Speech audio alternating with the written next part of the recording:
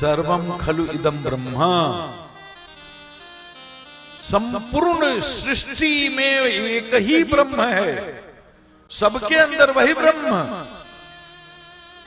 आप कोई जाति हो, कोई वर्ण हो, किसी देश के हो, पुरुष हो, स्त्री हो, पशु हो, पक्षी हो, कीट हो, पतंग हो, सब में एक ही ब्रह्म है। सर्वम खलु इदम ब्रह्मा, ये तो वेदांत का ही ज्ञान है। तो गुरु जी अपने शिष्य को बोले, बेटा सबके अंदर वही ब्रह्म है, याद रखना, सर्वम खलु इदम ब्रह्मा। चेला ने कहा, गुरु जी इसको मैं लॉक कर लूं, गांठ बांध लूं? गुरु जी ने कहा, बेटा इसको गांठ बांध ले, सबके अंदर एक ही ब्रह्म है और कुछ नहीं, भेद दृष्टि ना रख। चेला ने कहा, गुरु जी मैंने इसको गांठ बांध लिया। चेतना का स्तर गुरु जी का अलग, शिष्य का अलग। सुन लिया, मान भी लिया, पक्का चेला था, शिष्य पक्का था। गुरुजी ने कहा तो मान लेता हूं, लेकिन आत्मा को वो ज्ञान, वो ब्रह्म विद्या उसके चित्त में, उसके अनुभव में नहीं है। सुनकर मान लिया। जा रहा था बेचारा एक जगह, बेगूसराय के सामोदियारा में एक हाथी पागल हो गया था। हाथी कभी कभी पागल भी होते हैं। अब जो रास्ते से जाए हाथी देख ले तो दौड़ करके पकड़े, सूंड में लपेटे, घुमा के फेंके। कई लोगों के तो प्राण चले गए, कई के हाथ पैर टूट गए। दूर से लोग जमात बना करके देख रहे हैं हाथी को, और जो उस रास्ते से जा रहा है तो सबको मना करते, भाई इस रास्ते से नहीं जाना, आगे एक हाथी पागल हो गया है, बहुत खतरनाक हो गया है, जान को खतरा है। अब ये वेदांती जी तो दीक्षा ही लिए थे, ये भी जा रहे थे, हजारों लोग खड़े थे, सबने रोका, गुरुजी इधर जाना नहीं। बोले क्यों? बोले एक हाथी पागल हो गया है, जाने वालों को पकड़ करके प्राण ले लेता है, उधर जाना नहीं। मिथ्या ज्ञान का अहंकार। उन्होंने कहा तुम सब अज्ञानी हो, और लोगों ने कहा भैया हम अज्ञानी कैसे, हम तो बता रहे हैं, सूचना दे रहे हैं, हाथी पागल हो गया है, प्राण का संकट, उधर मत जाओ, आप हमको अज्ञानी बोल रहे हो। बोलो छोड़ो, हटो, हमारे गुरु ने बताया है हाथी क्या है, तुम नहीं जानते। मन में वही मंत्र जप रहे हैं, सर्वम खलु इदम ब्रह्म। बोले अरे इन लोग अज्ञानी हैं, हमको मालूम है ना, हमारे गुरुजी ने बताया है, हाथी के अंदर भी तो वही ब्रह्म है, हमारे अंदर भी वही ब्रह्म है। तो अज्ञानी लोग डरते हैं ना, हमें क्यों डरना, हम तो ज्ञानी हैं, गुरुजी से दीक्षा लिए हैं, गुरुजी ने बताया है।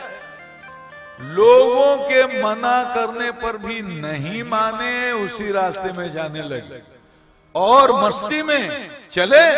हाथी ने देखा ये कौन बाबू साहब आ रहे हैं, हाथी इनको देखा तो हाथी भी उधर से झूमते हुए चला। हाथी को झूमते हुए देखे तो ये भी और झूमते हुए चले। हाथी और रंग में इनकी तरफ चला, ये और हाथी की तरफ रंग में चले। हाथी इनको देख करके इनकी तरफ दौड़ा, ये भी हाथी को देख करके हाथी की तरफ दौड़े। पास आए, सूंड में लपेटा, घुमा करके फेंका 500 मीटर पर। दोनों बाहें टूट गई, दोनों पैर टूट गए, किसी तरह से प्राण बचे। लोगों ने उठा करके अस्पताल में लाया। 3 दिन के बाद होश आया, आंख खुली तो बोले कि मैं कहाँ हूं। तो लोगों ने कहा आप अस्पताल में हो। इनको सारी बात याद आ गई कि हाथी ने पटका था। बोले कि भैया मेरे गुरु को बुला। कहाँ है मेरा गुरु, उसको बुला। गुरुजी को सूचना हुई, गुरुजी वहां गए तो गुरुजी से कहा, गुरुजी आपने कहा था ना कि सर्वम खलु इदम ब्रह्मा, सबके अंदर वही ब्रह्म है। तो गुरुजी ने कहा कि हाँ मैंने कहा था, ये बात सच है कि झूठ? तो गुरुजी ने कहा ये बात बिल्कुल सच है। तो कहा कि अगर ये बात सच है तो हमें ये बताओ गुरुजी कि हाथी में वो ब्रह्म है कि नहीं। बोले कि नहीं, हाथी में भी है, हम में वो ब्रह्म है कि नहीं? नहीं चेला, तुम्हारे अंदर भी है। तो ये बताओ, जब हाथी में भी वही ब्रह्म, मेरे अंदर भी वही ब्रह्म, तो एक ब्रह्म दूसरे ब्रह्म को पटकता क्यों है? बोले वृंदावन बिहारी लाल जय। जब हाथी के अंदर भी वही ब्रह्म है, मेरे अंदर भी वही ब्रह्म है, तो एक ब्रह्म दूसरे ब्रह्म को पटकता क्यों है?